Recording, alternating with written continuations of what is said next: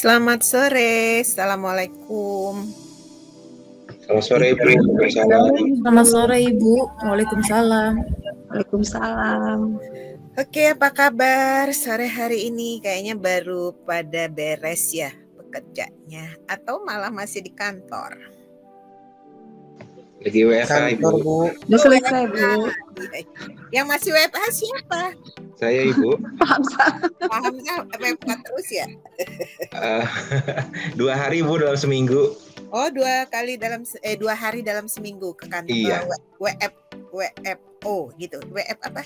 WFH-nya 2 hari aja. Oh, WFH-nya yang 2 hari aja. Iya Ibu. 2 hari itu hari apa?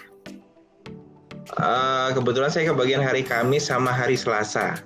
Oh, bergantian ya mungkin. Iya, ya, Ibu. ya, biar supaya tetap ada yang WFO, work from home. Ibu, Ya? Ibu izin menanyakan masalah tugas Bu supaya iya. mungkin ada teman-teman juga yang belum paham. Ya, Yang untuk cascading itu kan Bu kan di situ ada ditulis indirect dan direct. Apakah kita pilih salah satu, apakah direct atau indirect atau kami kerjakannya kedua-duanya? boleh. Boleh salah satu, boleh kedua-duanya. Oh, siap. Tapi di misi yang sama, Aja. misalnya di direct Bu, di direct, indirect, apakah boleh beda misinya atau satu misi? Misalnya misinya ambil yang di bidang kesehatan, misalnya seperti itu. Berarti direct dan indirect itu kita ambil hanya bidang kesehatan atau harus berbeda antara direct dengan indirect untuk misinya? Yang sama. Oh, yang sama ya. Ya. Siap Ibu. Ya, Kan terima kasih. misalnya kayak pariwisata, kan itu bisa biasanya ada direct dan indirectnya misalnya kan. Iya, siap Ibu. Terima kasih Bu. Oke, silakan dikerjakan. Atau udah selesai? Bu Linda udah selesai? Baru mulai Bu, mengkonsep-konsep Bu. Kalau udah selesai boleh dipaparkan tuh hasilnya. Siap Ibu. Biar supaya teman-teman juga bisa ini. Oke, baik, sudah jam 4 ya. Kita mulai saja ya Bapak Ibu ya. Perkuliahan kita pada sore hari ini. Assalamualaikum warahmatullahi wabarakatuh. Selamat sore, salam sejahtera buat kita semua. Om Swastiastu, Namo Buddhaya, salam kebajikan. Oke Bapak Ibu, mudah-mudahan sore ini semuanya sehat ya, semuanya tetap semangat. Meskipun mungkin sekarang ini lagi hujan, bahkan di beberapa wilayah juga mengalami bencana karena intensitas. Oh, malah yang kemarin ada itu kan yang di Lumajang ya, tapi nggak ada yang dari sana ya. Dari Jawa Timur ya, Lumajang. Di Lumajang toh yang itu yang erupsi Gunung Semeru ya, Gunung Semeru. Ya, mudah-mudahan saudara-saudara kita lebih kuat ya, lebih ini. Oke, baik Bapak dan Ibu, materinya kita lanjutkan. Pada pertemuan sore ini kita akan bahas mengenai kebutuhan data dan juga nanti terkait dengan satu data.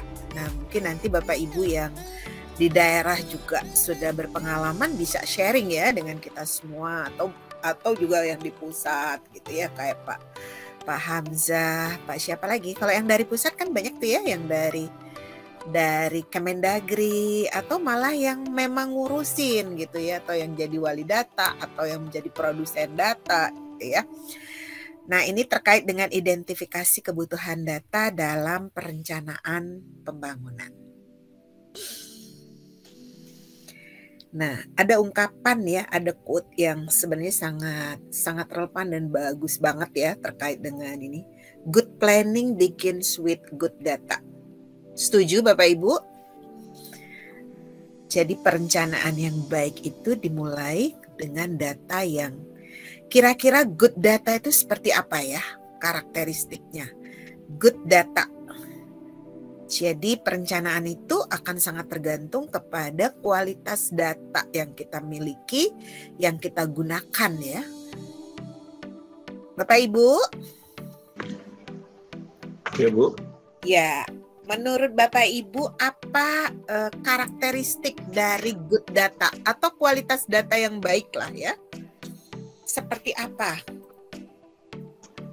Berdasarkan Kalau menurut saya, pengalaman Bapak Ibu ya. Ya Bu, izin Bu. Menurut referensi, boleh dari pengalaman sendiri. Iya Bu, izin Bu, kalau menurut kami data yang baik itu adalah data yang akurat, data yang mutakhir, terpadu, dan dapat dipertanggungjawabkan seperti itu.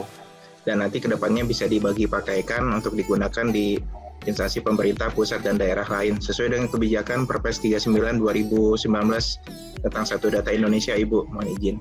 Iya, komplit sekali sudah ya. Ya, jadi data yang baik atau data yang berkualitas itu ya pertama dia akurat ya, bebas dari kesalahan.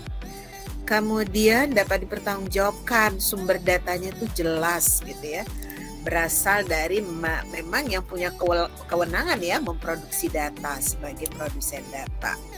Kemudian update ya, mutakhir.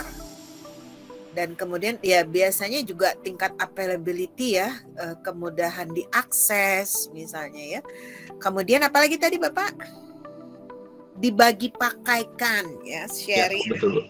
Ya, karena kan sekarang terintegrasi sistem perencanaannya, terintegrasi misalnya melalui sistem informasi pembangunan daerah, ya maka harus ini ya, harus bisa dibagi pakaikan, tapi tentu saja sesuai dengan kewenangan masing-masing. Jadi pengaturannya itu biasanya akan sangat bergantung kepada kewenangannya ya.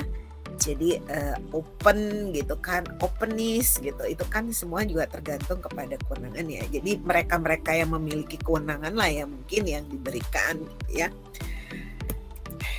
Oke, baik Bapak Ibu, ini menjadi outline dari materi. Ada urgensi kebutuhan data, kemudian dasar hukum, dan di sini ada Permendagri 70 tahun 2019 tentang sistem informasi pemerintahan daerah. Nah, mungkin Bapak Ibu yang di daerah juga sudah menggunakan ya. Nah, sebagaimana kita pahami ya bahwa pada tahun 2020 lalu ya, jadi era pilkada di era pandemi COVID-19 ya. Jadi saya masih ingat banget nih karena ikut memantau juga. Jadi IPDN itu juga punya posko waktu itu di Cilandak untuk memantau pelaksanaan pilkada di seluruh Indonesia dengan menurunkan praja-praja ya, praja-praja pulang ke daerah, kemudian mereka memantau gitu ya, terutama mengenai apakah prokes itu diterapkan atau tidak dan lain-lain gitu ya. Nah itu biasa kita memantau gitu ya, memantau dari laporan situasi ya, lapsit yang dikerjakan oleh Praja. Nah itu terdapat 270 daerah yang melakukan pilkada serentak ya di tahun 2020. Jadi ada 9 provinsi, ada 37 kota dan 224 kabupaten. Mungkin salah satunya di kabupaten kota Bapak dan Ibu ya, atau di provinsi. Nah tentu saja ini punya konsekuensi kan, bahwa ketika pilkada dilaksanakan kemudian kepala daerah sudah dipilih gitu ya. Nah mereka kan punya kewajiban ya untuk menyusun dokumen rencana pembangunan jangka menengah daerah sebagaimana amanat Undang-Undang Nomor 23 tahun 2014 ya, pasal 264 ya. Jadi pasca pilkada untuk gubernur, wali kota dan bupati terpilih ya. Jadi di sini ada beberapa aturan ya yang relevan, misalnya PP 45 tahun 2017 itu tentang partisipasi masyarakat dalam penyelenggaraan pemerintahan daerah. Kemudian PP 2 tahun 2018 itu tentang standar pelayanan minimal. Permendagri nomor 5 tahun 2000 itu tentang pedoman nomenklatur perangkat daerah provinsi dan daerah kabupaten kota yang melaksanakan fungsi penunjang untuk penyelenggaraan urusan pemerintahan ya. Kemudian Permendagri 86 tentang tata cara perencanaan, pengendalian dan evaluasi pembangunan daerah. Dan kemudian ada Permendagri 7 ya tahun 2018 itu tentang pembuatan dan pelaksanaan KLHS dalam penyusunan rencana pembangunan jangka menengah daerah ya, RPJMD. Nah, kemudian di Undang-Undang Nomor 23 tahun 2014 itu juga diamanatkan ya, bahwa dalam rangka ya mencapai tujuan pembangunan ya untuk meningkatkan kesejahteraan rakyat itu, nah bahwa pembangunan yang berkualitas itu tentu harus didukung oleh data yang berkualitas ya. Jadi data yang berkualitas ini diharapkan akan menunjang ya perencanaan yang juga berkualitas. Nah, kalau perencanaannya berkualitas, tentu pembangunan juga menjadi berkualitas. Sebagaimana quote yang pernah disampaikan oleh Benjamin Franklin. Apa itu Bapak Ibu ya quote yang di awal pernah kita? Kalau kita gagal merencanakan, maka sebenarnya kita sedang merencanakan satu kegagalan ya. Nah, maka itu data yang berkualitas sebagaimana tadi yang di awal sudah disampaikan bahwa datanya itu harus akurat gitu ya, kemudian dapat dipertanggungjawabkan, sumbernya jelas gitu ya, dapat dibagi pakaikan, availability, update gitu ya, accessible. Nah, jadi betul-betul sesuai lah ya, sesuai dengan kebutuhan. Nah, kemudian peran data di dalam siklus pembangunan ya. Pembangunan itu berawal dari data dan akan menghasilkan data. Dan kemudian nanti akan menjadi feedback ya. Feedback bagi perencanaan pembangunan berikutnya. Jadi peran data itu sebagai analisis permasalahan dalam penyusunan kebijakan, rencana pembangunan daerah, kemudian penetapan indikator-indikator pembangunan dan evaluasi hasil pencapaian pembangunan. Nah, ini kita bisa lihat hampir seluruh siklus mulai dari penyusunan rencana, kemudian penetapan rencana, pelaksanaan ya, eksekusinya sampai dengan evaluasi dan kemudian merencanakan kembali, itu data memiliki peran yang cukup sentral ya. Nah, siklus perencanaan pembangunan gitu ya, itu artinya dimulai dari menyusun kajian kebijakan, penulisan dokumen perencanaan sampai dengan pengendalian atas pelaksanaan yang menjadi input penyusun rencana tahun berikutnya. Nah, itu butuh data yang berkualitas. Data yang berkualitas yang tadi karakteristiknya sudah disebutkan ya.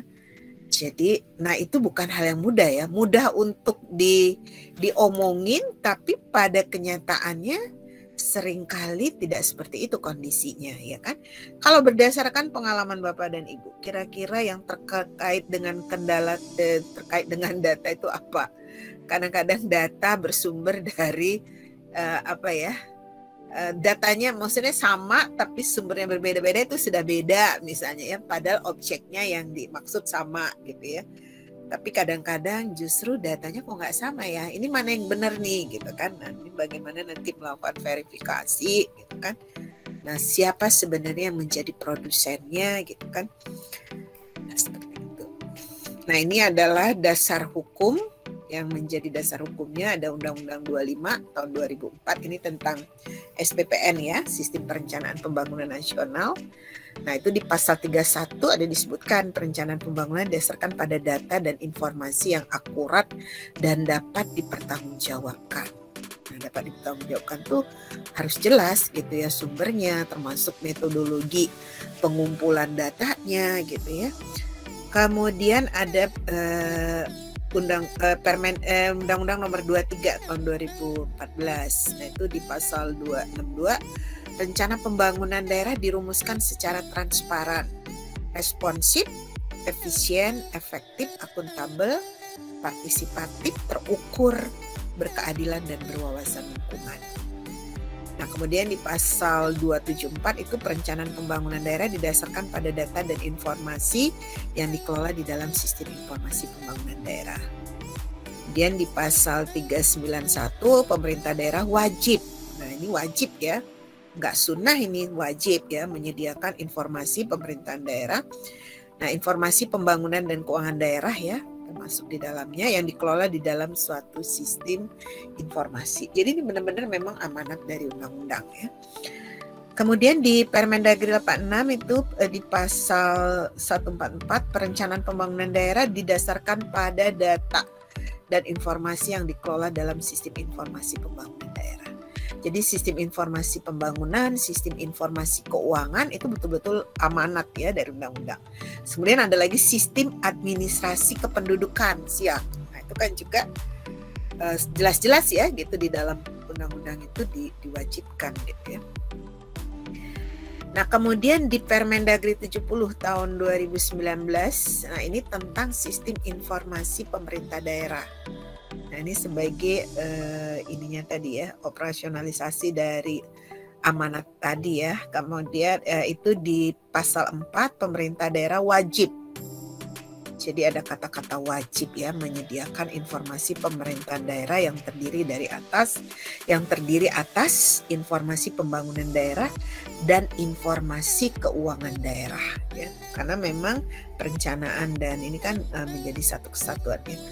Nah, di sini kemudian nanti akan ditindaklanjuti dengan peraturan gubernur atau Perbuk atau Perwal gitu ya tentang satu data Indonesia baik di tingkat provinsi, kabupaten, kota. Nah, jadi SIPD itu menjadi satu kesatuan dalam proses penyusunan dokumen perencanaan daerah.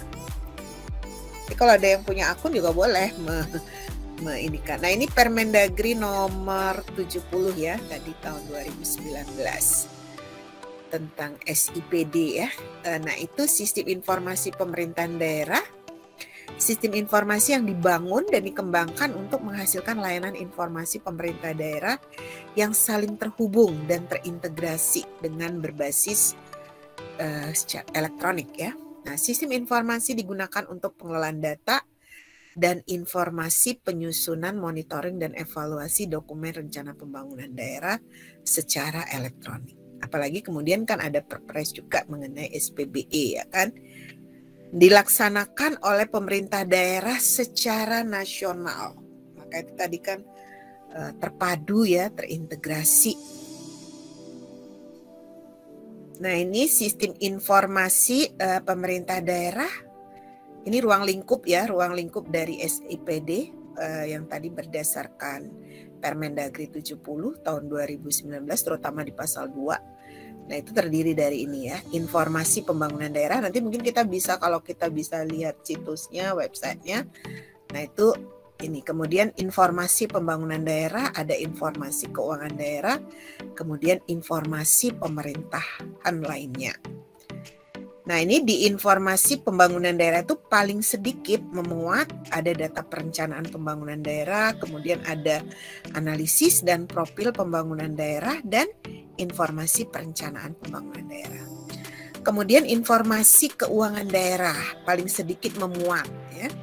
Itu ada informasi perencanaan anggaran daerah, informasi pelaksanaan dan penata usahaan keuangan daerah, dan seterusnya ya, sampai informasi keuangan daerah lainnya.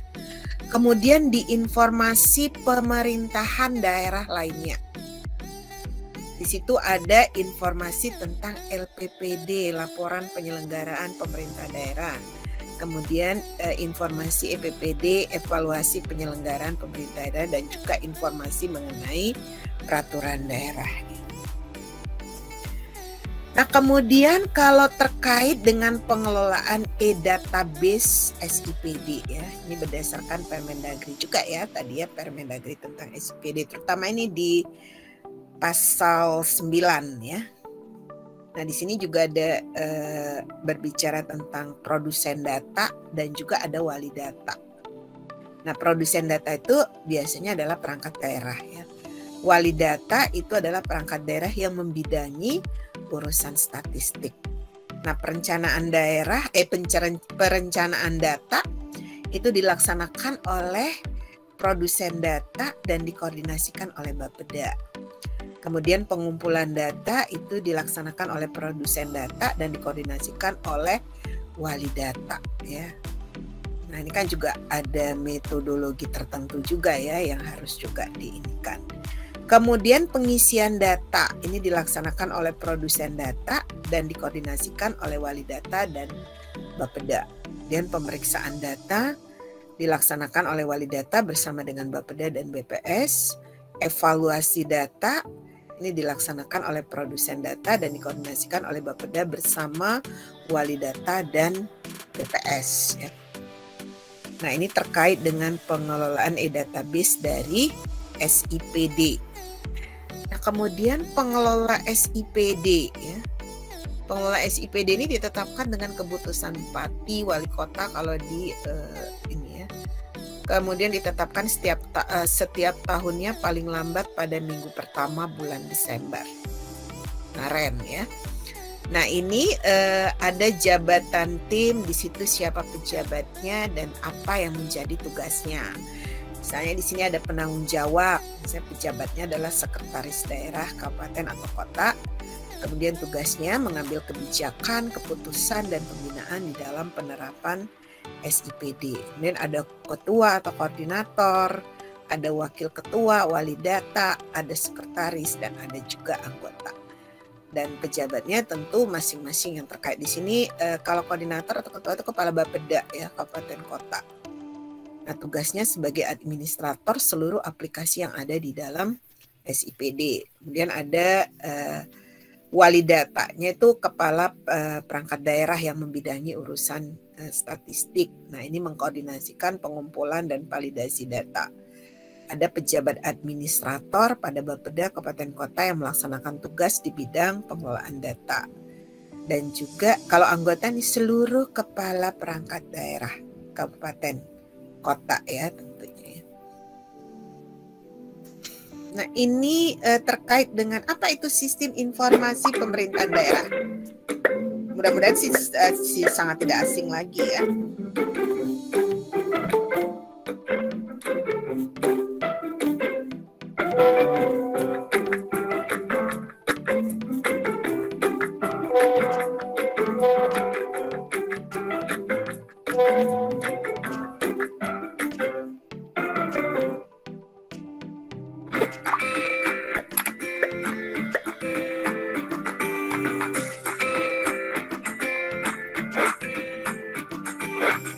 Sistem Informasi Pemerintahan Daerah SIPD dibangun untuk memenuhi amanat dari Undang-Undang Nomor 23 Tahun 2014, merujuk PP Nomor 12 Tahun 2019 yang dipertegas lewat Permendagri Nomor 70 Tahun 2019.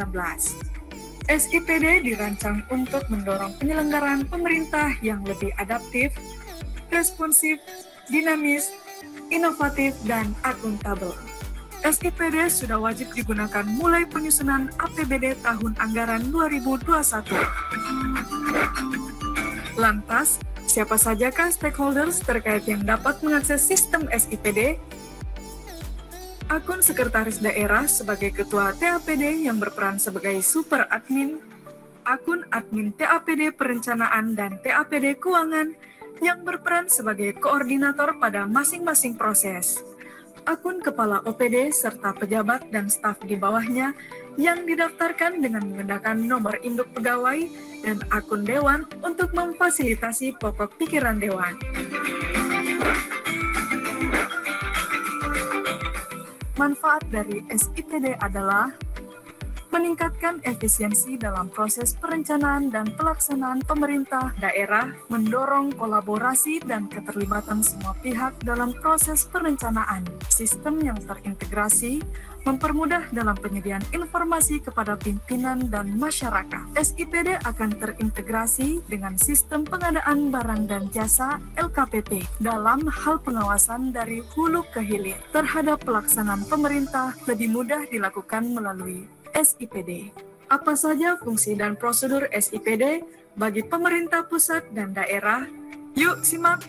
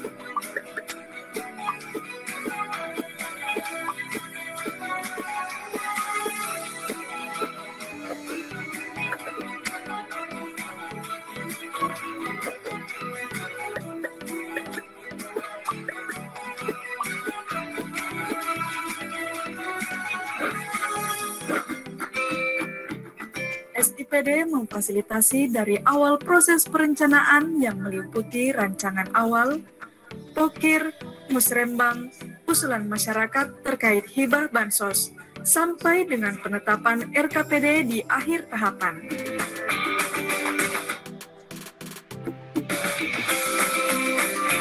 Untuk proses keuangan SIPD, memfasilitasi proses penganggaran, penata usahaan keuangan, akuntansi, dan pelaporan. Melalui single platform ini, SIPD juga menyajikan penyusunan LPPD dan EKPD.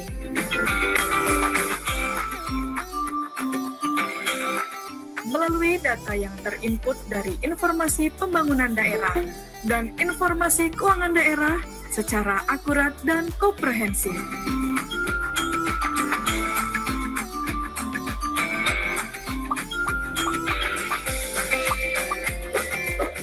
Dengan digitalisasi keuangan daerah melalui SIPD, bisa mengawasi belanja dan pendapatan daerah, sehingga akan mudah ditelusuri uang masuk, uang keluar, siapa yang menginput, dan peruntukannya untuk apa saja.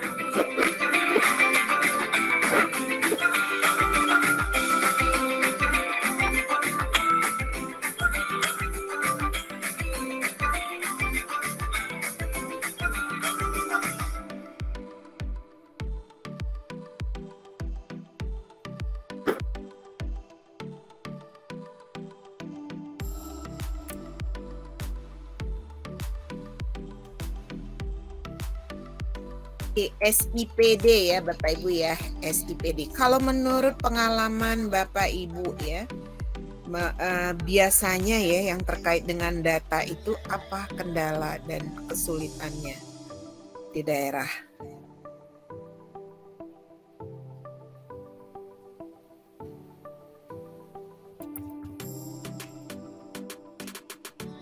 Apa Bapak Ibu pengalaman selama ini ketika ya dalam hal apapun ya sebenarnya kan data itu menjadi bagian yang sangat penting ya, karena tadi apalagi di perencanaan tadi kan, karena good planning begins with good data tadi kan. Nah ini kalau kita lihat ya sistem informasi pemerintahan daerah,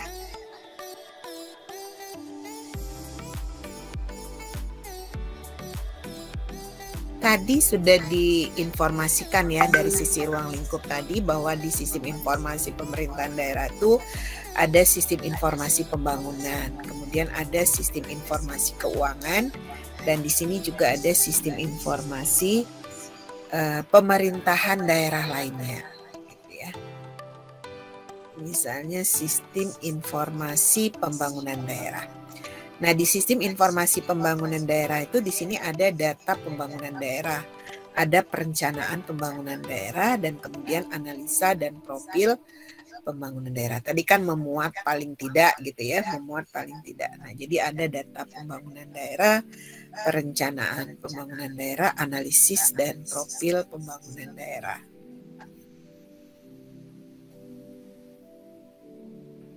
Misalnya ini saya klik apa tadi ya? Kita mau melihat dashboardnya ya, dashboard yang memang bisa kita ini kalau untuk terkait ini kan kita harus punya akun ya. Nah akun tadi kan sudah di ini kan siapa yang menjadi super admin gitu ya. Super adminnya itu tadi sekretaris daerah misalnya ya, sekretaris daerah. Jadi yang akan melakukan pengaturan termasuk nanti admin-admin. Tentu siapa yang diberikan hak akses dan lain-lain itu adalah sesuai dengan yang kewenangan, dan itu ditetapkan ya tadi ditetapkan dengan keputusan bupati atau wali kota. Nah ini contoh Bapak Ibu ya, misalnya ini kita lihat dashboard profil dari SIPD. Ini tadi apa ya? Analisis dan profil ya, analisis. Jadi ini sudah dari udah ada analisis. Di sini kita lihat ada 5 indikator ya. Dan kita bisa lihat sih sebarannya gitu ya. 5 indikator ini misalnya laju pertumbuhan ekonomi, indeks pembangunan manusia, kemudian Gini rasio, kemudian apa lagi nih? Tingkat pengangguran terbuka dan tingkat kemiskinan. Nah, ini sebenarnya dari visualisasi data ya. Visualisasi data yang berbasis GIS ini kita bisa lihat ya, karena di sini legendanya kan ada warna ya. Warna ini kita lihat kalau warnanya hijau, kelima indikator yang disebutkan tadi lebih baik dari nasional. Jadi kalau diinikan secara rata-rata nasional, nah sebenarnya ini juga bisa menjadi informasi awal gitu ya, mana yang harus diprioritaskan. Misalnya ya kalau dari pusat gini kan, ini daerah-daerah mana nih yang mesti diprioritaskan.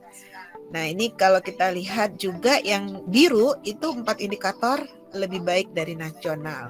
Apa aja? Nah nanti secara visualisasi ini kita bisa lihat di masing-masing provinsi ini ya. Nah ini visualisasi interaktifnya bisa terlihat.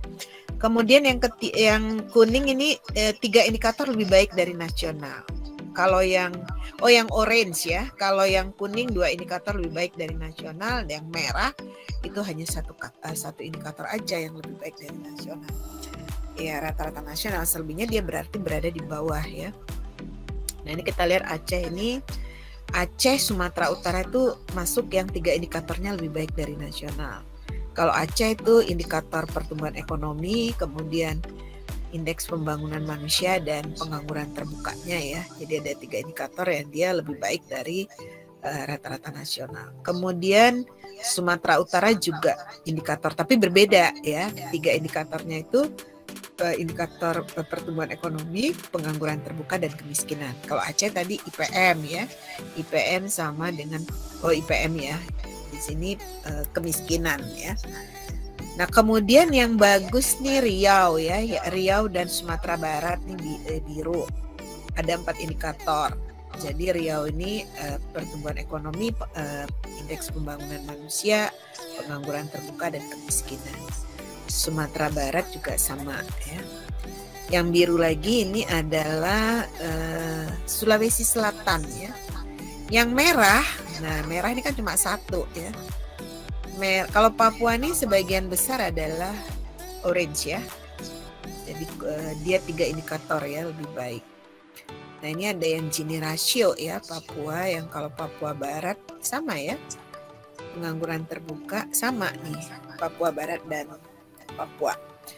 Kemudian kalau yang kecil-kecil ini Maluku ya, ini 1 indikator pertumbuhan ekonomi dan Maluku ini ya. Ini sama ini merah ini Maluku. Kemudian di sini ada juga yang merah ini di Sulawesi Barat. Dia pengangguran terbuka. Nah, ini di Jawa ini ini daerah istimewa Yogyakarta ini sebenarnya dia 4 ya. Ini 4 sebenarnya, harusnya biru ya. Jawa Timur yang 1. Jawa Tengah 1. Jawa Barat 3. Banten. DKI mana DKI ini? DKI 3 indikator ya. Nah ini kalau dari sisi tadi ya analisis dan profil. Nah dari sini kan sebenarnya sudah menjadi masukan ya, sudah menjadi masukan kira-kira daerah-daerah mana yang. Kemudian ini juga ada link untuk misalnya visualisasi data kependudukan. Nah ini tentu dari Ditjen Admin Dukcapil.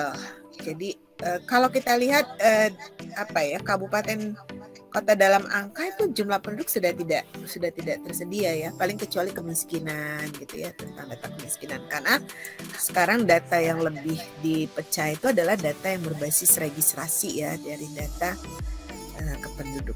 dari Admin Dukcapil. Karena itu yang kemudian update ya, lebih update. Seperti tadi kan bahwa salah satu karakteristik dari kualitas data yang baik itu update ya, datanya mutakhir. Nah ini kita lihat ada data provinsi, data provinsi, bahkan ini sampai desa ya, kita bisa cek data-datanya ya, data-data dari visualisasi data dashboardnya ini ya, Admin Dukcapil. Ini misalnya Kalimantan Barat, nah, misalnya contoh nih ya, Provinsi Kalimantan Barat. Nah ini sumber data 30 Juni 2021 ya. Nah, kita lihat di sini ada jumlah kabupatennya berapa, jumlah kota, jumlah kecamatan, jumlah desa, jumlah kelurahan, jumlah penduduk, jumlah KK, luas wilayah, kepadatan, dan seterusnya ya, jumlah perubahan data, wajib KTP, ya, karena ini kan tentang data kependudukan, tentu ini. Kemudian jenis kelamin, status perkawinan, kelompok usia, pertumbuhan penduduk, usia sekolah, ini levelnya provinsi ya. Kemudian kelompok usia pendidikan, sampai golongan darah juga ya, status pekerjaan. Nah, ini. Kemudian kalau kita lebih perbesar lagi gitu ya, nah kita bisa lihat juga data sampai dengan, nah ini sudah sampai kabupaten kota ya. Misalnya ini kalau ini Sanggau, kabupaten kotanya Sanggau ya, provinsinya Kalimantan Barat. Nah ini juga ada ya jumlah kecamatannya berapa. Kalau kabupaten kota kan pasti kecamatan yang ininya.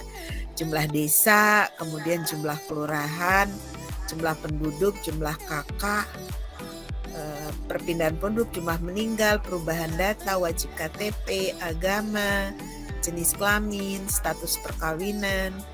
Nah ini terkait dengan data kependudukan ya, pertumbuhan penduduk.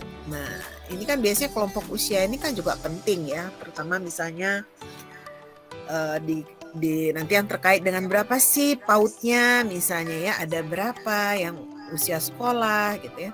Nah ini ada usia sekolah di sini ya, ada berapa. Nah ini kaitannya nanti kalau menyiapkan fasilitas yang terkait ya, sarana prasarana. Kemudian ini ada tingkat pendidikan, kemudian golongan darah, status pekerjaan, dan lain-lain.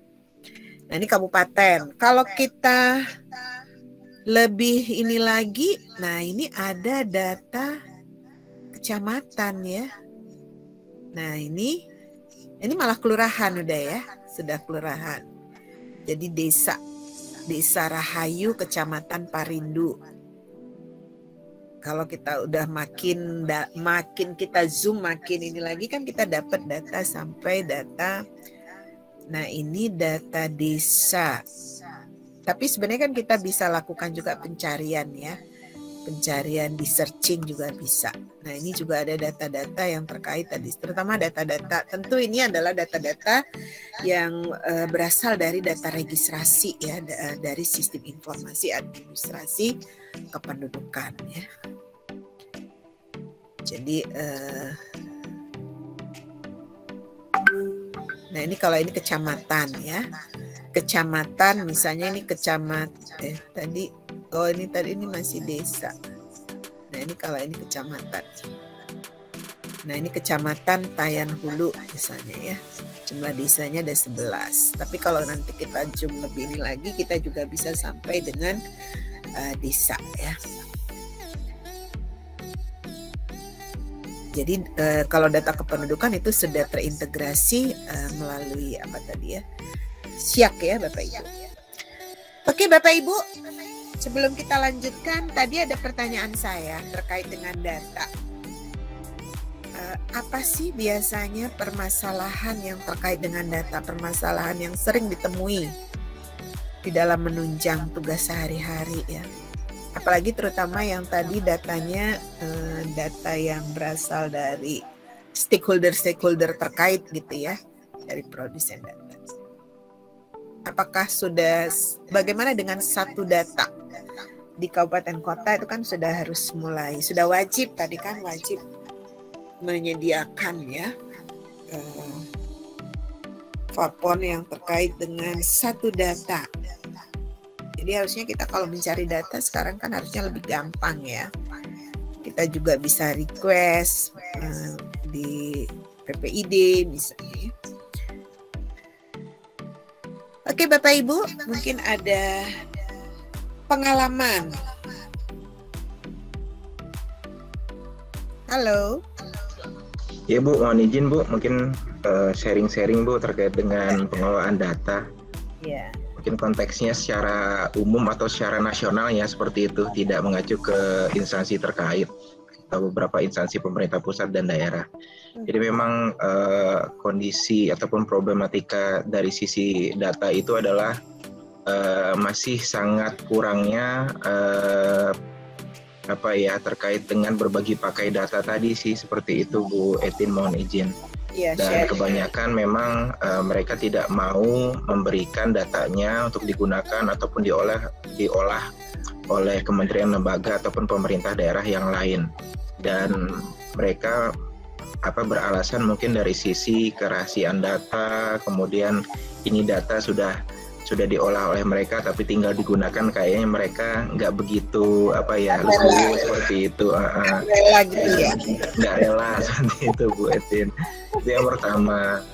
Tunggu, tadi kerahasiaan, emang apa data yang dirahasiakan? Ya mungkin nggak mau diekspos apa gimana, seperti itu sih. Rahasia. Iya, makanya kan seperti itu sih Bu mungkin kondisinya. Kemudian yang kedua terkait dengan ada istilah data itu di mana-mana, tapi ketika kita mencari data itu tidak ada, seperti itu. Jadi mungkin nggak jelas data itu, ada kok datanya, cuman Mas diminta nggak ada. Atau data itu berada di tangan seseorang gitu ya. Iya, betul sekali sih Ibu, terkait dengan data. Penguasa data. Oh, ada penguasa data. Iya. Berarti kan datanya sekarang itu kan dikelola pribadi ya, oleh person to person seperti itu. Sehingga sangat sulit untuk meminta datanya sih, seperti itu Bu. Mungkin kurang lebih seperti itu sih Bu untuk pengalamannya. Banyak sih sebenarnya, cuman 2 dulu aja sih mungkin disampaikan. Teman-teman bisa menambahkan. Terima kasih Bu Yati. Teman-teman yang lain bagaimana pengalamannya? Izin menambahkan Ibu. Ketersediaan. Ya, silakan Ibu.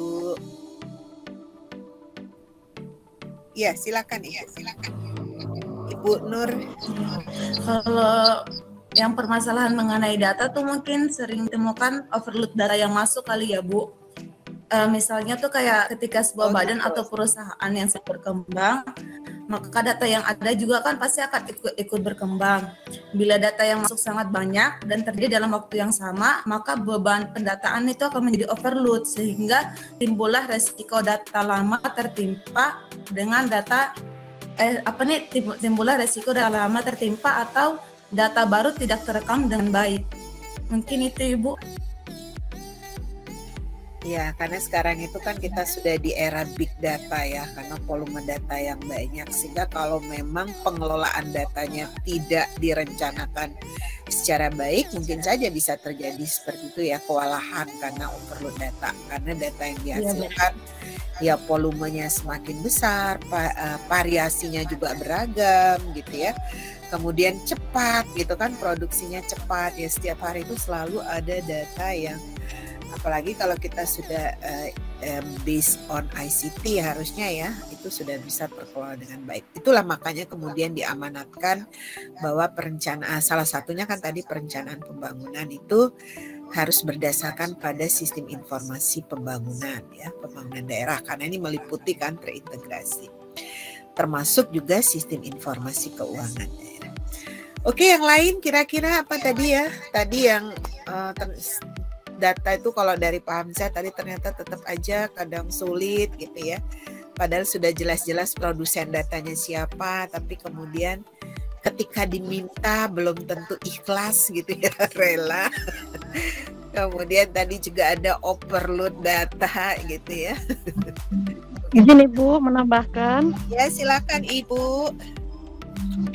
Mohon izin, kalau kami pengalaman di daerah yang di level bawah itu kadang-kadang kesulitannya adalah update datanya Ibu, izin. Terkadang ya, jadi terkadang kalau kita ada permintaan data apa begitu dari bawah itu datanya tuh sembarang begitu dikasih, supaya yang penting udah terkirim deh. Padahal tidak sesuai kenyataan begitu Ibu. Seperti halnya misalnya data penduduk dari RT, RW, kemudian ke kelurahan, kemudian ke kecamatan, direkap di kecamatan itu terkadang udah cepetan aja lah, nggak apa-apa, udah segini aja. Yang kemarin berapa jumlahnya, berarti ini nambah berapa, mati berapa, lahir berapa, pindah berapa, udah begitu aja. Padahal sebetulnya kenyataannya tuh tidak terupdate dengan baik lah begitu, izin Ibu. Jadi tidak terverifikasi gitu ya. Karena datanya yang penting pada saat diminta. Tapi kan biasanya data kependudukan itu kan dari Disduk Capil kan? Kan sekarang sudah terintegrasi. Siap, kalau di Dukcapil kan berdasarkan dari yang masuk dan keluar dari daerah, Ibu izin, kemudian yang daftar lahir. Tapi kadang-kadang di kecamatan itu juga dimintai juga Ibu untuk mendata kependudukan, sehingga kita ngambil ke bawah juga sembarang aja gitu ngasihnya. Saya lihat, waduh ini kayaknya kacau balau ininya, pelaporannya begitu Ibu izin. Gitu. Ya, jadi harusnya memang iya dasarnya kan sekarang data itu sudah bahkan kalau SIAK itu kan sudah stelsel aktif ya, jadi juga harus dilaporkan. Misalnya tadi yang terkait dengan kematian, yang kadang-kadang yang ini itu kan kematian misalnya ya, kematian atau penduduk pindah datang, pindah baik itu yang keluar ataupun yang datang misalnya yang pindah. Nah itu kan kalau misalnya ya karena kelemahan dari registrasi itu kan kalau tidak dilaporkan dia tentu tidak update gitu ya. Nah maka itu kemudian di perubahan undang-undang yang kependudukan itu kan harus stelsel, sekarang kan sudah stelsel aktif jadi juga wajib dilaporkan gitu ya. Nah itu mulai dari bawah kan, mulai dari RT RW gitu ya melaporkan. Dan Dinas Kependudukan itu kan juga biasanya juga terkait kelahiran itu sudah kerjasama dengan berbagai pihak ya untuk mempercepat misalnya pemberian yang terkait dengan akte kelahiran dan lain-lain. Dan juga bekerja sama dengan rumah sakit, dengan bidan atau apa ya untuk pelaporan ya untuk mempercepat gitu ya. Ya, nah itu tentu sangat tergantung. Tapi sih rata-rata sudah cukup baik ya harusnya ini ya, kalau terkait dengan data kependudukan. Apalagi sekarang NIK kita itu kan sudah menjadi single identity number dan itu sudah seperti tadi dibagi pakaikan untuk pelayanan-pelayanan publik lain. Isu yang terbaru NIK kita itu menjadi NPWP ya kan, walaupun ya kayak kemarin Sabtu kemarin ya NPWP NIK kita itu akan menjadi NPWP gitu ya. Nah itu sudah keluar kan aturan dan perundang-undangannya. Nah jadi memang data kependudukan itu harus clear karena itu menjadi data dasar yang dipergunakan oleh semua pihak. Jadi proses bagi pakai ya walaupun itu kerjasama ya, biasanya kan ada kerjasama ya terkait dengan pemanfaatan data kependudukan bagi pelayanan publik lainnya. Termasuk pembuatan paspor kita juga sudah ya kan, sudah basisnya juga berbasis NIK gitu ya. Kemudian ya hampir semua layanan-layanan kependudukan itu kan sudah bekerja sama dengan Admin Dukcapil ya. Kalau di daerah, itu siapa misalnya yang ini dengan bupati, wali kota sebagai untuk yang memberikan ini ya akses kerjasama dan kemudian kan dilaporkan ke Admin Dukcapil nanti ya, karena pintu ininya kan secara terintegrasi itu ada di Admin Dukcapil. Ya mestinya sih dari sumber data yang terpercaya tadi Bu ya. Kalau dulu kan kita cari data kependudukan itu di BPS, tapi kan sekarang data itu sudah yang berbasis registrasi yang paling update ya. Nah itu kita harus tahu juga sumber data yang paling terpercaya itu sebenarnya dari mana gitu ya. Nanti kalau misalnya ngambil dari ini ya gitu asal-asalan juga diberikannya. Oke, ada lagi Bapak Ibu, tadi udah ada yang tadi memang nggak mau ngasih karena dianggap rahasia, walaupun di peraturan perundang-undangan itu kan udah jelas apa gitu ya data dan informasi yang dirahasiakan itu yang seperti apa. Selebihnya harusnya bisa dibuka gitu ya, harus transparan. Kemudian tadi overload misalnya ya, karena kewalahan karena banyaknya data, terutama nanti diverifikasi ya mana data yang betul-betul betul gitu ya sesuai dengan kondisinya. Dan kemudian tadi data yang diberikan tidak terverifikasi gitu ya. Kemudian ada lagi nggak Bapak Ibu pengalaman yang lain sebelum kita lanjutkan? Berikutnya saya akan melanjutkan dengan satu data Indonesia, sebagaimana amanat dari Perpres 39 tahun 2019. Mungkin nanti Bapak Ibu yang di daerah bisa mengecek ya. bagaimana kondisi atau progres atau seperti apa ya sistem satu data yang sudah dibangun dan dikembangkan.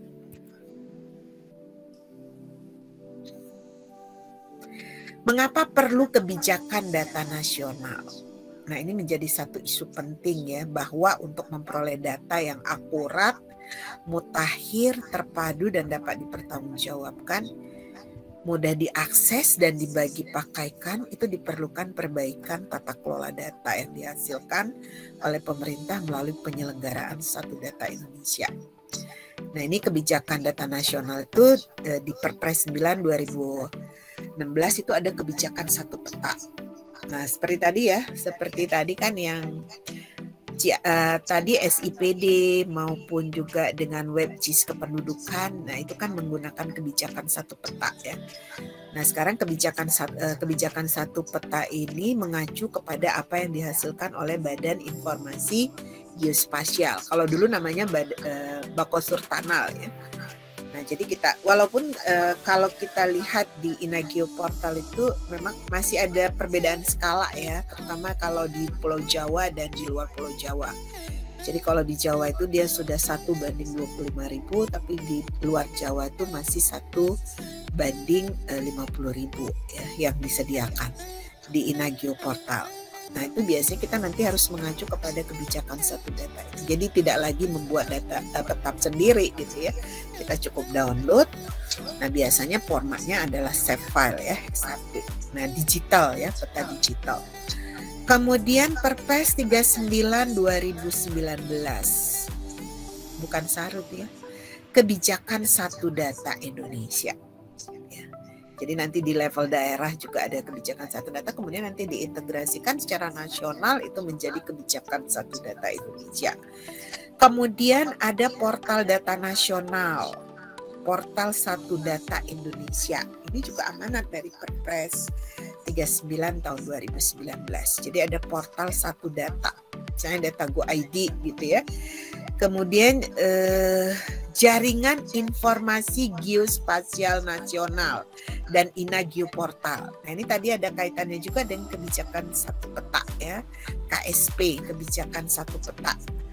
Karena biasanya kalau kita membuat sistem informasi ya, sistem informasi daerah itu biasanya digambarkannya, divisualisasikannya menggunakan peta ya, map gitu ya. Jadi untuk melihat seperti tadi ya, yang WebGIS tadi, kemudian yang data terkait dengan profil, analisis tentang pembangunan, itu kan juga WebGIS ya. Oke, ini mengenai Satu Data Indonesia.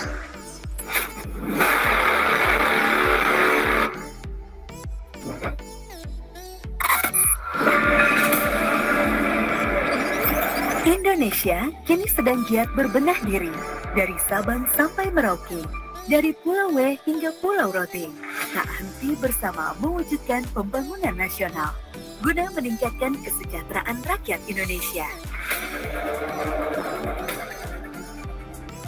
Permasalahan data dengan akurasi rendah, tidak mutakhir, dan sulit diakses dapat menyebabkan inefisiensi waktu dan biaya dalam perencanaan pembangunan.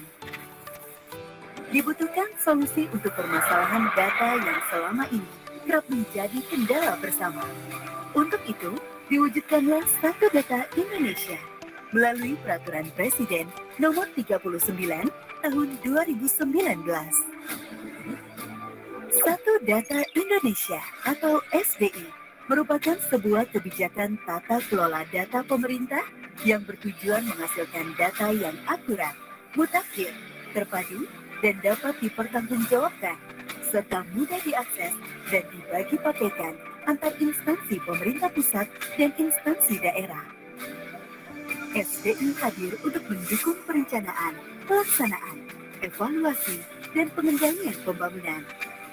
Satu Data Indonesia dapat memberikan acuan pelaksanaan serta pedoman bagi instansi pusat dan daerah, mendorong keterbukaan dan transparansi data, serta mendukung sistem statistik nasional dengan data yang berkualitas sebagai dasar pengambilan kebijakan. Data SDI dirilis dalam format yang dapat digunakan kembali dan mudah dibaca mesin serta data yang bebas biaya.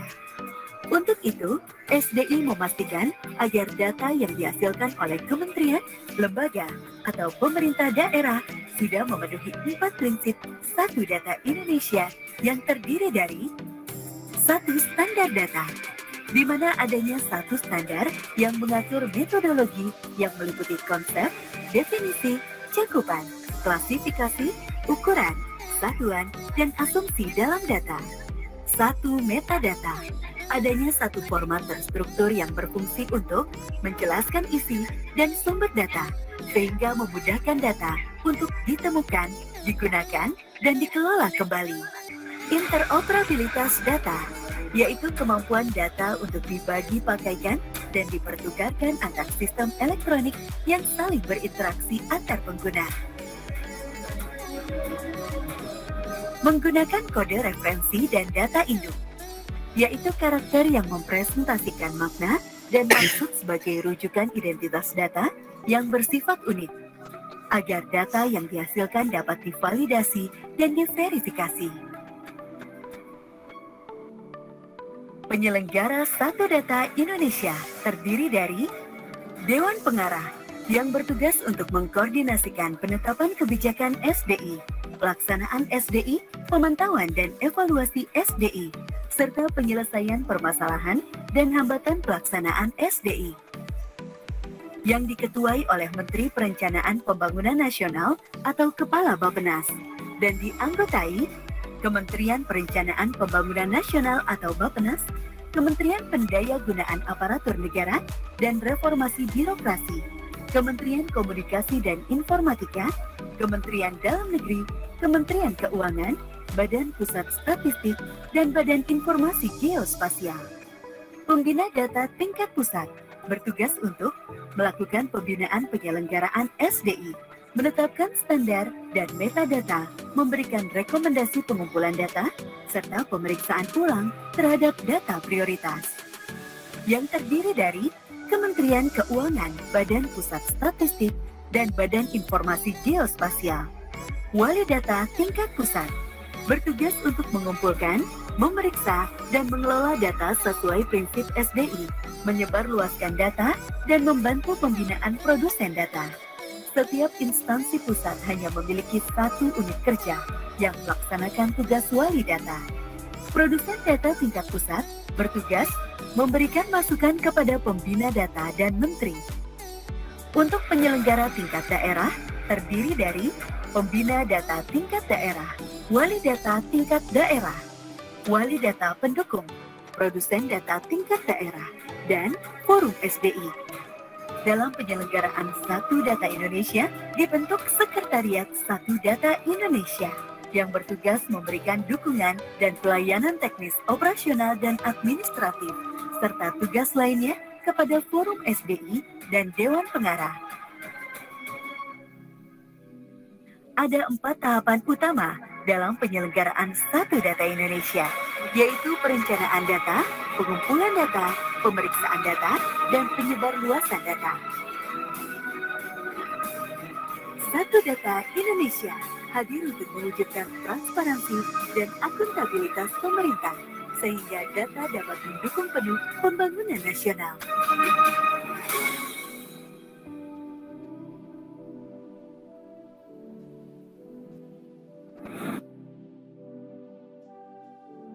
Ya, jadi Satu Data Indonesia atau SDI ini merupakan tadi ya karena banyaknya ya permasalahan seperti yang tadi juga sudah Bapak Ibu sampaikan ya, bahkan mungkin sampai hari ini tuh masih ditemukan lah ya berbagai, mulai dari ini kalau kita lihat di sini tidak sinkronnya data ya.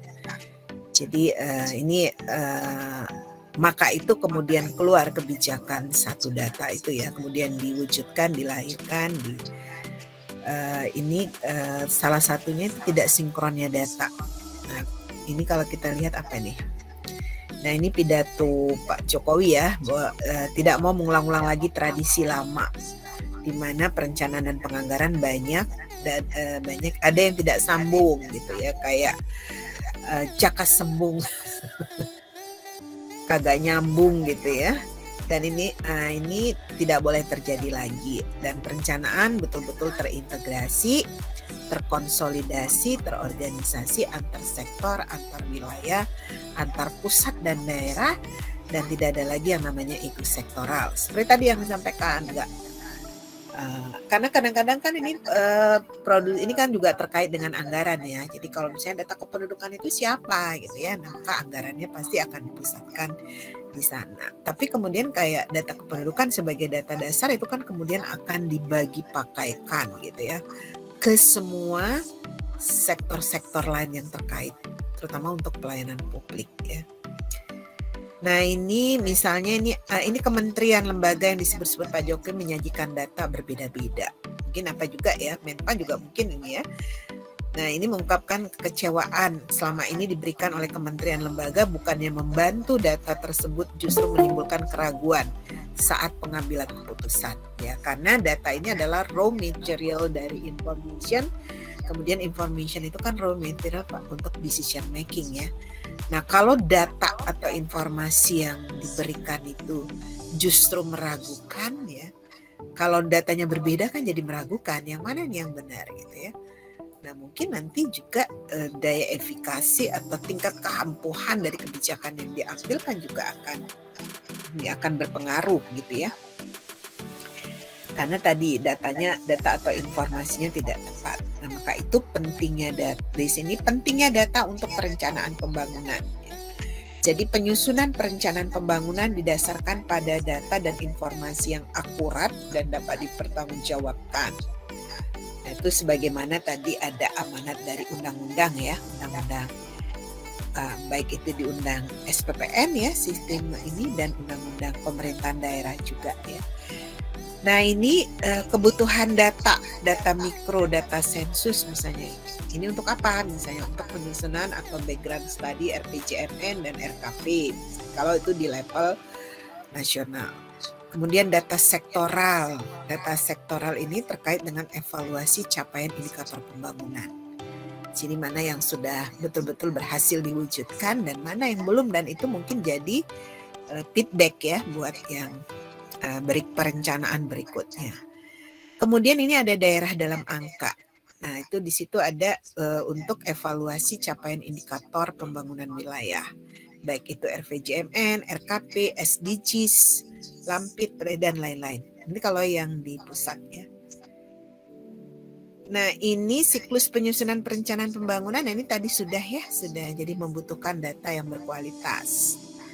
Nah ini maksud dan tujuan pengaturan satu data Indonesia atau SDI. Tadi sebenarnya di video sudah disebutkan sih ya apa maksud dan tujuannya. Jadi mewujudkan ketersediaan data yang akurat, mutakhir, terpadu, dapat dipertanggungjawabkan, serta mudah diakses dan dibagi pakaikan ya, antar instansi pusat sebagai dasar tadi ya, pusat maupun daerah ya tentunya.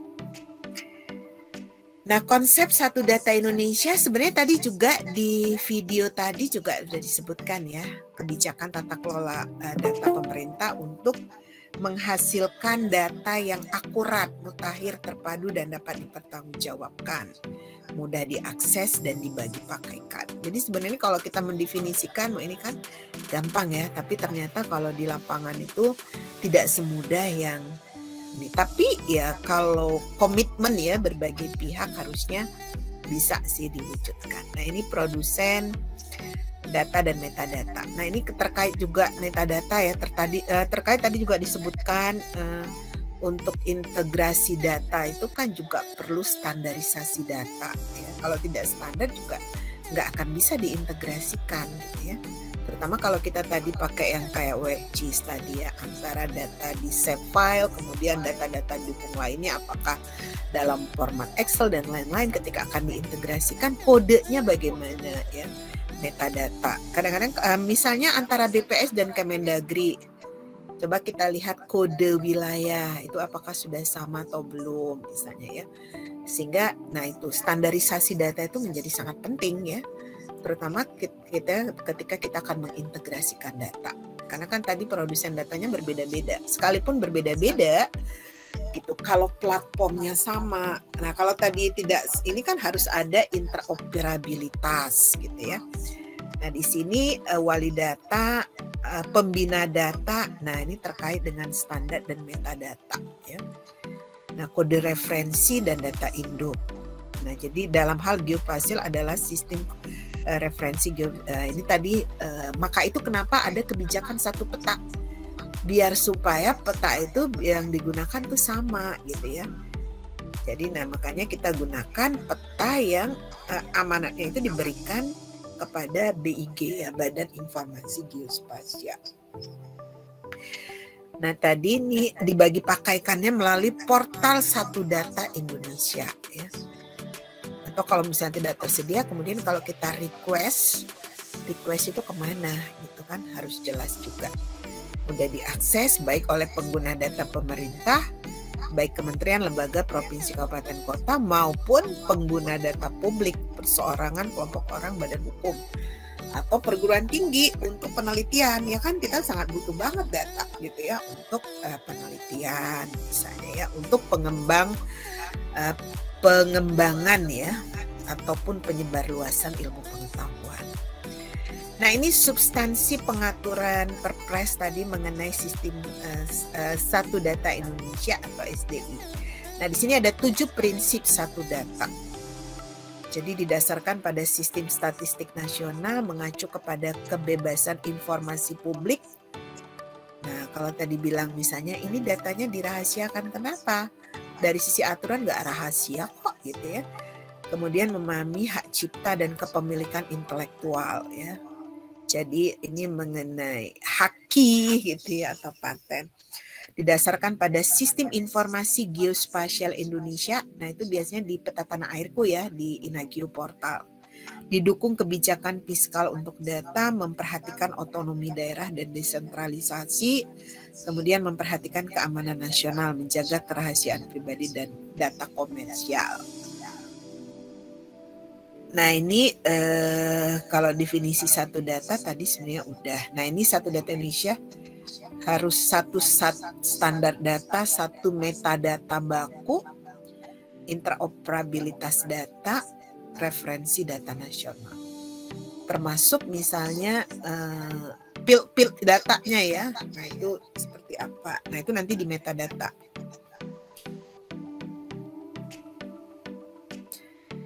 Nah ini mengenai perbaikan penyelenggaraan data, Forum Satu Data Indonesia ya. Nah ini biasanya kalau lintas ya, kalau di daerah kan lintas OPD misalnya ya, ada forumnya. Nah, ini ada Dewan Pengarah tadi ya, ada sekretariat, koordinator, pembina data, ada wali data, ada produsen data dan seterusnya.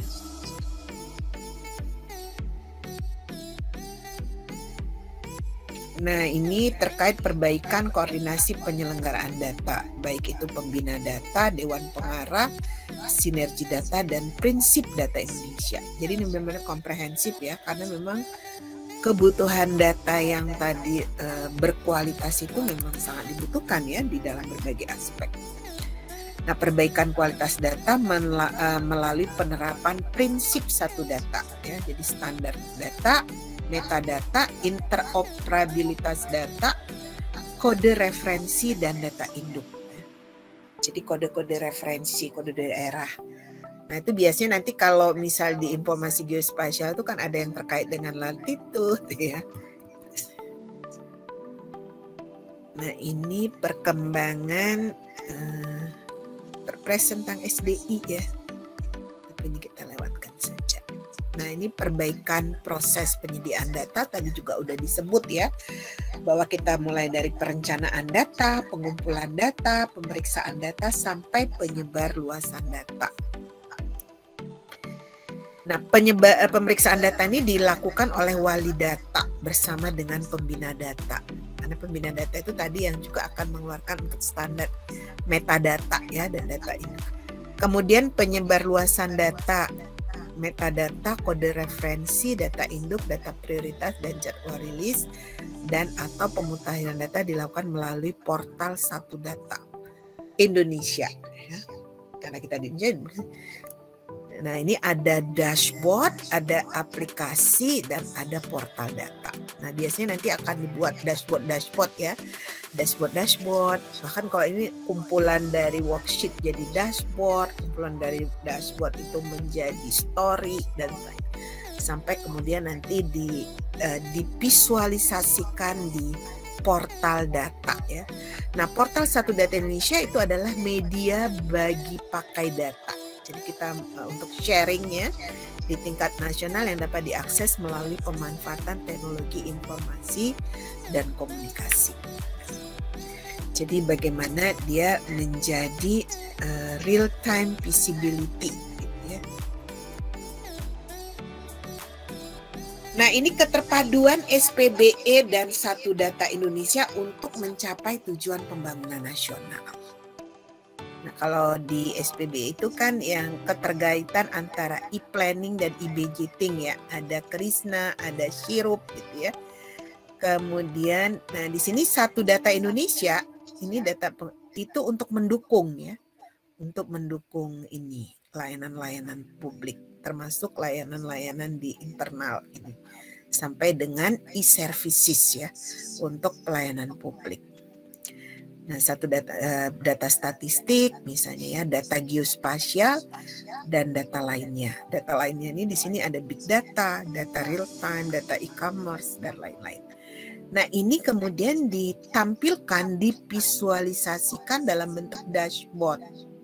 Nah, ini sebelah kanan ini kan kita bisa lihat dashboard. Nah, itu biasanya tampilan data di Satu Data Indonesia itu baik itu di kabupaten, di provinsi, kabupaten, kota. Nah, itu biasanya ditampilkan, divisualisasikan dalam bentuk dashboard ya. Nah, itu kemudian nanti diintegrasikan di dalam satu portal. Ya. Dashboard.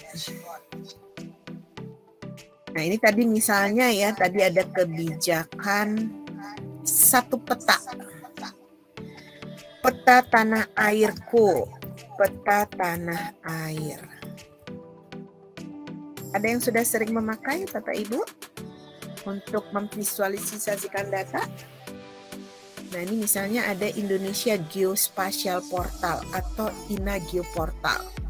Nah, ini Satu Data Indonesia terutama tadi ya yang terkait dengan kebijakan satu peta. Jadi akses informasi geospasial terintegrasi. Karena kita memvisualisasikan datanya kan tadi berbasis itu ya, berbasis spasial. Tapi kemudian nanti diintegrasikan juga dengan data-data atribut lainnya. Nah, ini kita bisa download Bapak Ibu ya. Atau ada yang sudah pernah memakai? Tapi biasanya kita harus daftar dulu ya. Harus daftar dulu. Kalau sudah registrasi bisa langsung login. Nah, ini download. Nah, ini ada peta per wilayah. Nah, ini biasanya kalau kita mau apa namanya? Nah, ini download per wilayah berdasarkan provinsi dan kabupaten. Nah, ini kita bisa sebenarnya lakukan pencarian di sini, location search. Atau bisa juga kita zoom gitu ya. Misalnya kita mau cari peta apa Bapak Ibu? Misalnya apa? Sumedang. Bapak Ibu dari daerah mana? Kalau Murung Raya. Murung Raya siapa kemarin? Siap, Bu. Murung Raya Ibu Linda. Iya, Kalimantan Tengah. Iya. Murung Raya itu Kalimantan Tengah. Ada juga nih Murung Raya Banjarmasin itu ada. Murung Raya. Nah, ini Kabupaten Murung Raya. Iya, ini kita gampang sih sebenarnya. Biasanya Murung Raya memang di Kalimantan Tengah. Ada provinsi Kalimantan Tengah. Iya. Ya, kabupaten kotanya Murung Raya.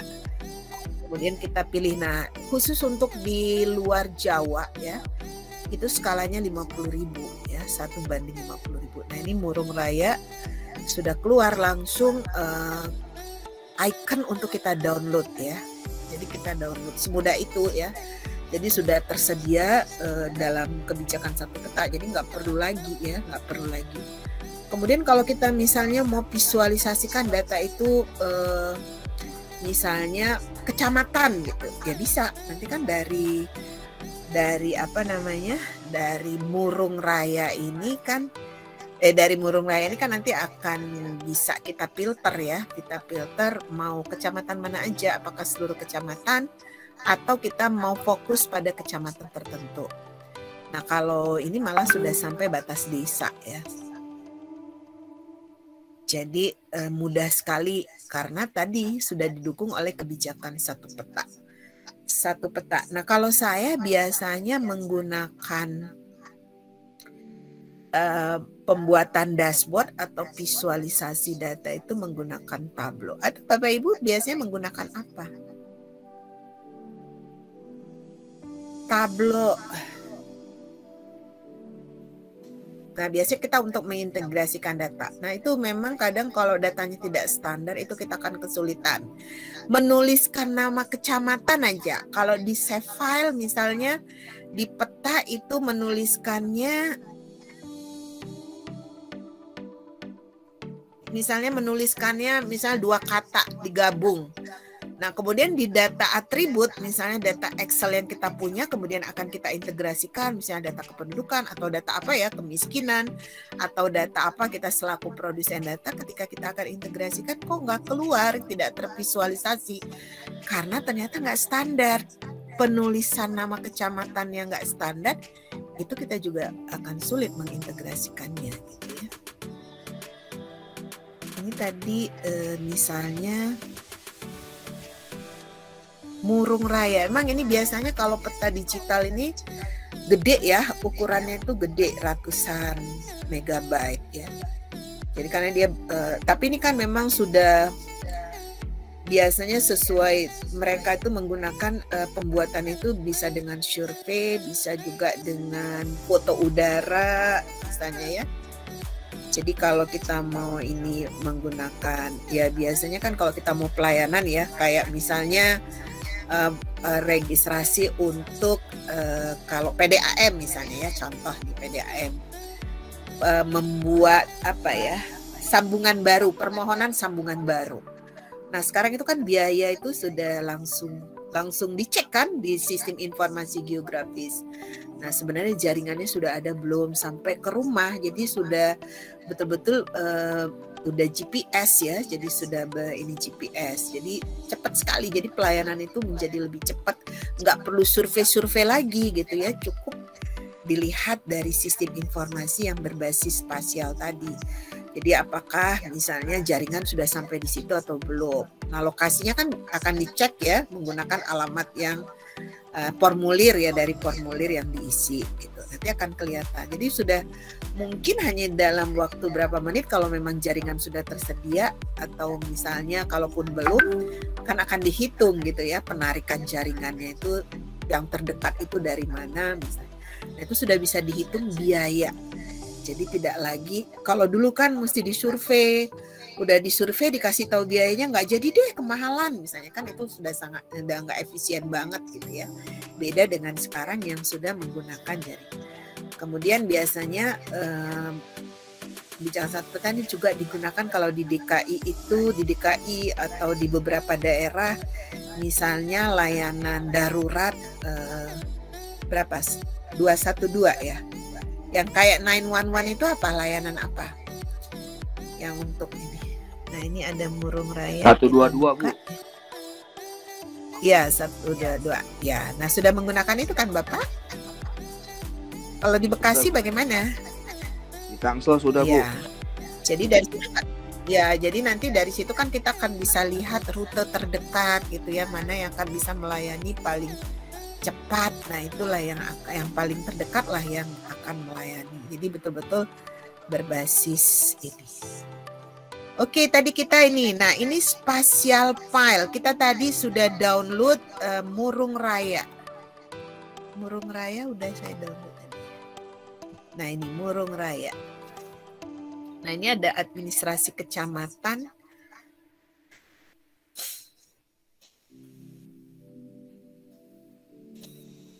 Nah ini biasanya metadata tuh di sini ya, metadata Nah, ini ada metadata ya. Ini misalnya name object ini Longapari. Longapari ini nama apa Ibu ya? Kecamatan ya? Putus Sibau, Selatan, Nyuatan. Ibu yang dari Murung Raya. Name object itu berarti data kecamatan ya Ibu ya? Ya, itu biasanya kabupaten yang berbatasan. Ya, ini kalau kita lihat kabupatennya Mahakam Ulu, Kapuas Hulu. Kalau kami, nah itu biasanya kabupaten-kabupaten yang berbatasan itu juga disertakan. Apalagi nanti kalau ada kecamatan yang misalnya ada pemekaran dan lain. Nah ini kita lihat kabupaten-kabupatennya, kita rubah geographic rule-nya county. Kemudian Kalimantan Selatan. Tapi itu tadi name object itu adalah nama kecamatan ya. Ini state, province.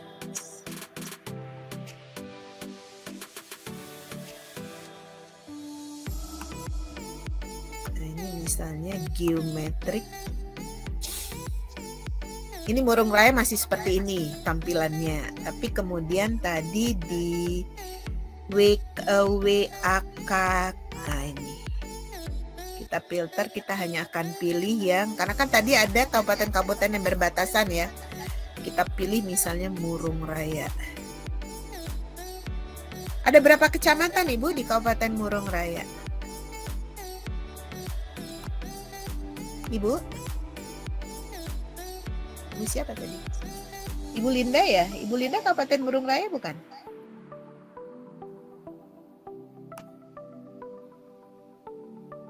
Ibu, ada 10 ya? Ada 10 kecamatan Ibu? 10 nih kita pilih semua.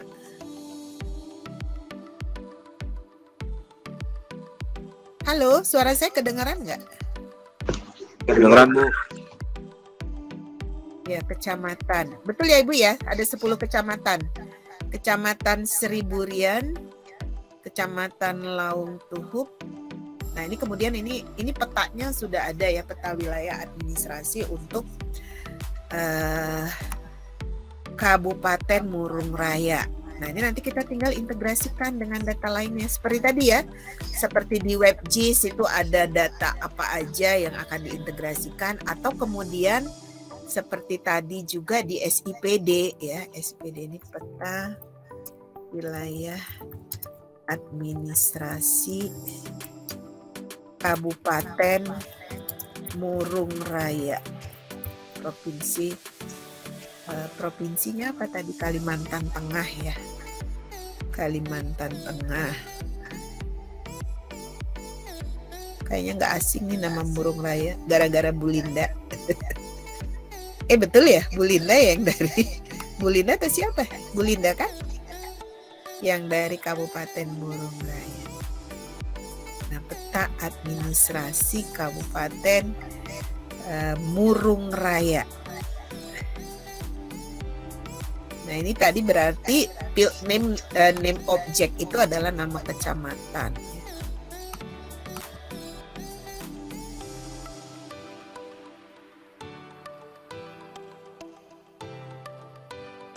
Kecamatan.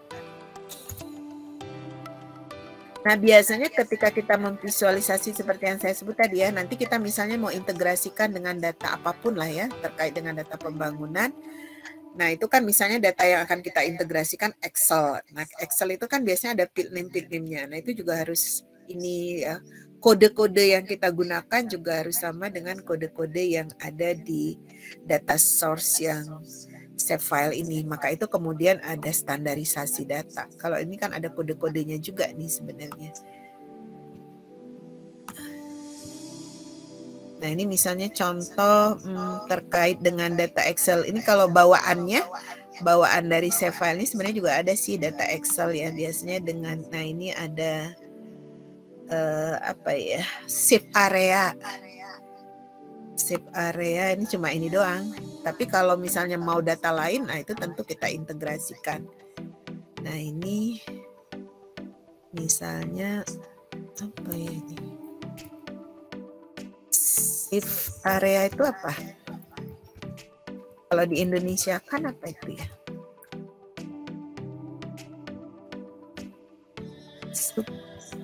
Safe area.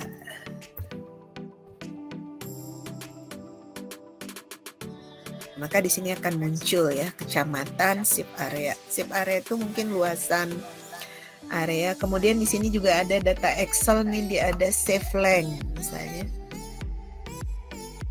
Save length kita munculin. Kadang-kadang dia sebenarnya bisa muncul secara langsung, kalau enggak, karena sebenarnya kita nggak perlu menguasai coding ya dengan ini.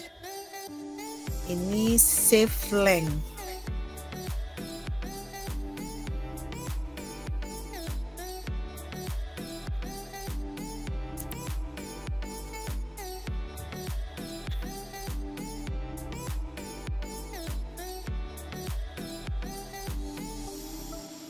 Ya, jadi datanya sudah muncul. Nah, ini data-data bisa kita munculkan, tapi tadi syaratnya yaitu tadi kayak misalnya kalau nama di sini kan ini 1000 Riam. Nah, ini kan satu kata ya, satu kata nama kecamatan. Maka ketika kita mau mengintegrasikan dengan data Excel, di Excel ini 1000 Riam ini juga harus harus namanya sama gitu ya. Jadi jangan dipisah 1000 dengan Riam misalnya. Kalau terpisah gitu dia pasti nggak akan terintegrasi gitu ya datanya. Atau kadang-kadang saya lihat itu. Jadi kadang-kadang di tempat di kecamatan di kecamatan lain muncul, tapi di kecamatan yang terdiri dari 2 kata kok nggak muncul. Ya karena tadi ada pemisahan kata, ada spasi misalnya, itu sudah membuat data jadi tidak standar ya. Nah, ini nanti bisa kita integrasikan di sini. Di sini misalnya ada data apa new data source ya. Nah, ini kita bisa masukkan data Excel atau text file, JSON file, akses, PDF misalnya ya. Atau statistik ke file gitu. Tapi sebenarnya kita bisa kok ini data ini juga kita bisa misalnya nanti kita buat quick table ini dalam bentuk percent of total gitu ya. Dalam bentuk persentase juga bisa ya, dalam bentuk persentase. Nah, ini udah keluar dia persen ya, itu persen dari ini. Jadi kita bisa lakukan pengolahan dan sebagainya di. Nah, kemudian kalau kita mau cuma satu kita mau mendata satu kecamatan aja, nah berarti di filter ini harus satu kecamatan doang yang kita inikan ya. Misalnya ini kan ini tadi semua kita checklist. Jadi kita nggak perlu buat peta lagi ya, cukup dalam satu peta. Misalnya kita, kalau Bu Linda tinggalnya di kecamatan apa misalnya. Nanti data-data kependudukan bisa kita ambil dari WebGIS juga. Nah misalnya ini hanya Uut Murung 1. Nah ini hanya ada satu, ini aja, satu kecamatan aja ya. Kalau atau mungkin beberapa kecamatan kita ingin tampilkan, nah itu sangat tergantung di. Jadi sekarang itu sudah dengan kebijakan satu peta itu menjadi sangat ini ya, sangat inilah kita nggak perlu ini ya, petanya jadi siapapun yang akan menggunakan sama gitu ya. Demikian Bapak Ibu. Halo. Iya Bu. Iya Bu. Iya Bu. Iya Bu. Iya Bu apanya?